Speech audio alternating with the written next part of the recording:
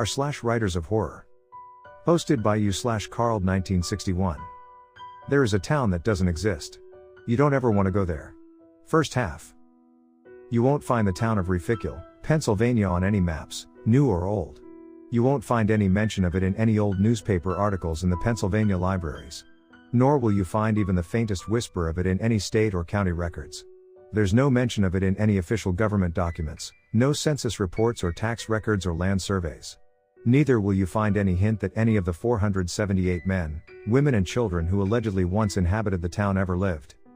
It is a town that for all intents and purposes doesn't exist and never did.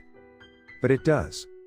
Ask the younger people who live in the neighboring towns about Reficule and you'll be met with either a blank stare of ignorance or a mocking laugh or an eye roll of annoyance. But ask the older residents and you'll get a different reaction altogether. Sometimes they become defensive, even outright belligerent, and flatly dismiss Reficule as a legend and a superstition. Others will deny any knowledge and say they've never heard of the town, but you'll see a different truth in their fearful eyes. But there are a few who are willing to talk, if you ask them the right way. People who were young when the town supposedly disappeared back in the mid-1970s. People who claim to have even been there, and some even attest that they once had friends or relatives who lived in Reficule. Ask, and they'll tell you the stories. If you're brave enough to listen.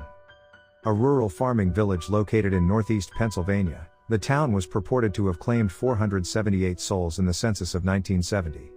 But by November of 1976, it claimed none. Every one of its 478 inhabitants vanished off the face of the earth one dark November night, never to be seen again. And not just the people. The entire town itself. All the homes and farms and shops and businesses that once lined its streets, along with the streets themselves, every bench and lamppost and stoplight and stop sign, every outbuilding and field, every pet and farm animal and head of livestock. Gone. Vanished overnight, leaving only empty, unblemished open country. As if nothing had ever been there at all. You would logically think that the sudden inexplicable disappearance of a, literally, entire town would cause a stir in the neighboring communities. That a media storm would follow, along with the intervention of state and government authorities who would launch a full-scale investigation. But you would be wrong. The vanishing of Reficule, Pennsylvania in November 1976 didn't cause even the slightest ripple with the surrounding towns or attract the attention of the media and the state police and FBI. Life went on in its normal rhythm, undisturbed by the unexplained mass disappearance of 478 human beings.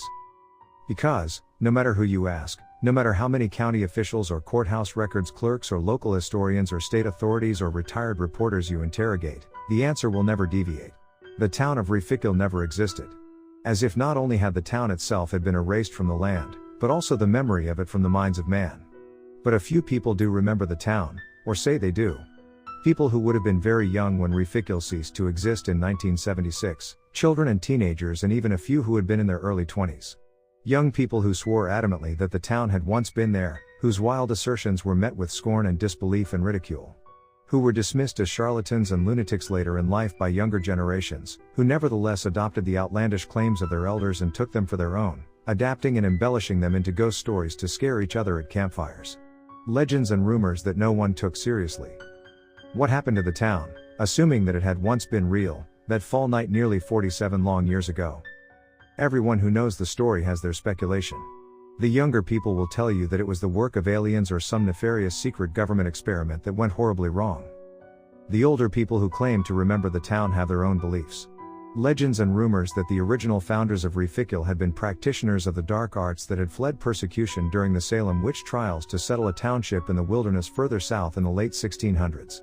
Rumors of dark rites and rituals that had been secretly carried on by the townspeople from one generation to the next, right into the middle of the 20th century. Rumors of unholy ceremonies involving orgies and incest and the sacrifice of newborn infants to ensure the town's prosperity. It doesn't matter which story you believe. It doesn't matter where the truth lies or what truly happened to the town that cold, dark night in November 1976. Whether it was the work of aliens or demons or the wrath of vengeful God or any of the other dozens of wild theories. All that truly matters is that none of it matters because it's just a foolish local legend. A ghost story for the kids and the unhinged ramblings of the senile and demented. The town of Reficule, Pennsylvania, former population of 478, does not and never did exist. But it does. I know, because I've seen it with my own eyes. I've been there. And you can see it too, if you're brave enough. Or mad enough. But I warn you in advance that you might be getting more than your bargain for. Some things are best left unknown. And some places are best left forgotten. You still want to know? Alright. I'll tell you. But please, follow my instructions specifically and overlook nothing. If you mess up, well, you might just become Reficul's newest resident. I won't tell you who told me the ritual for locating the town, but I will tell you the ritual itself. First, a couple preliminaries. Make sure you have a car in decent working order. And make sure that car has a full tank of gas. If your car runs out of gas or picks in an opportune time to break down, odds are you're going to find yourself in a pretty deep heap of trouble. Next, make sure you have a good old-fashioned analog watch, preferably one manufactured prior to 1976. Don't bother with a digital watch or your smartphone to check the time. Modern devices don't work in the town of Reficul. Believe me when I tell you that you need a watch. It's absolutely critical that you monitor the time while exploring Reficul. You're going to want to check your watch regularly and frequently.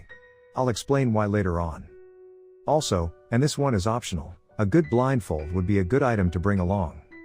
Okay, so you've got your car and vintage analog watch? Good, we can commence with the ritual itself. On the night of the new moon of any month, start driving south on I-476 just outside of Scranton.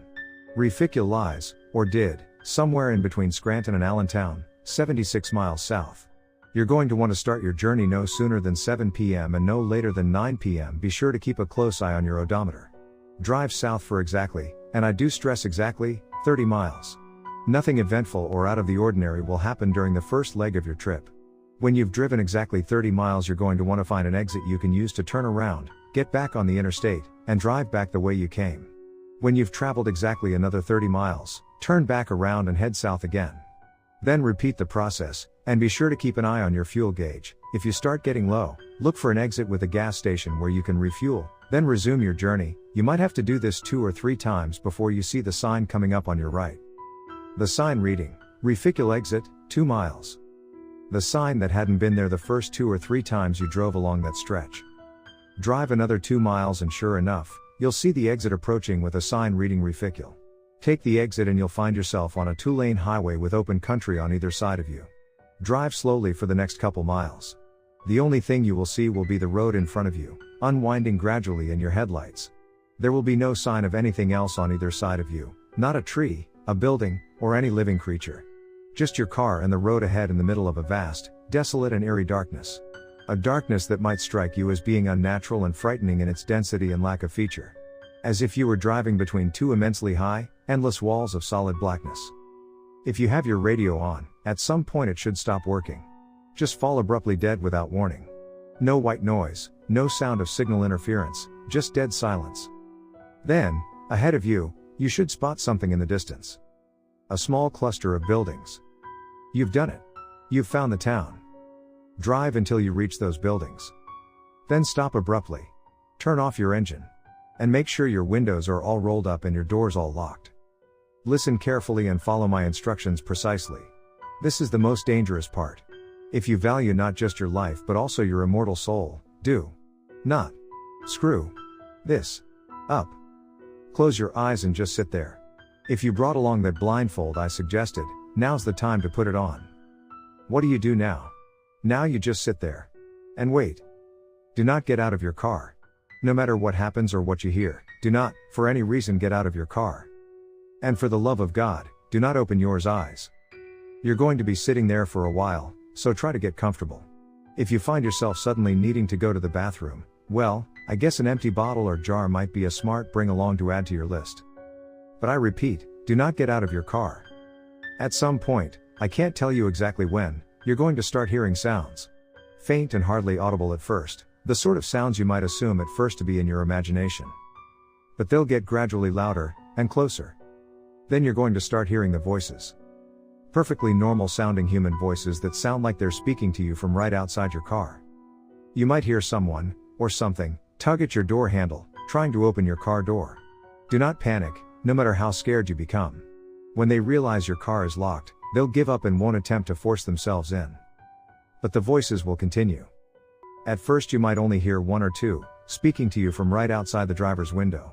But they'll increase in number until it sounds like a crowd of people are surrounding your car. You might hear fingers tapping on your glass, trying to get your attention. Pay them no mind. At first the voices will sound calm and perfectly reasonable. They will address you by name and talk as if they know you personally. They might even sound familiar. You might even swear they sound exactly like people you know. Friends and loved ones. Do not listen to them. Do not believe what they tell you. And most of all, do not open your eyes and look at them. Just sit there as calmly as you can and ignore them. Don't acknowledge them, pretend you can't even hear them. The voices will try to get you to unlock your car and come out. They will cajole you, coax you with a false sense of trust and safety. They will manipulate you, attempt to trick you. They will tease and tempt you. Eventually, when they realize that's not working, they will become hostile and try to intimidate you with insults and threats and profanity. Do not be alarmed, they cannot harm you as long as you stay in your car. The only way they can hurt you is if you go out to them. Then the voices will become desperate. They will beg and plead and speak frantically, imploring you to unlock your car, as if they are in immediate danger and require your help. Ignore them, ignore them, ignore them. Just sit there and wait. And keep your eyes tightly closed. You do not want to look at them. You will not like what you see. Don't even crack open an eye just to glance at your watch, just wait them out. It will seem like an eternity, but suck it up. What are they, you ask me? I couldn't tell you, because I didn't look. Neither did the old man who explained the ritual to me. His friend, who accompanied him, did look however, and that's why he didn't make the return journey with the old man. Hours will pass. The voices will not cease. They will clamor endlessly, trying to gain your attention. Then, at some point, you will notice the voices are beginning to fade. Slowly growing fainter. Until they diminish totally into silence. Just to play it safe, keep your eyes closed until you begin to sense the darkness transitioning to brightness. Daylight. Dawn has finally arrived and the night has ended. You made it. Good for you.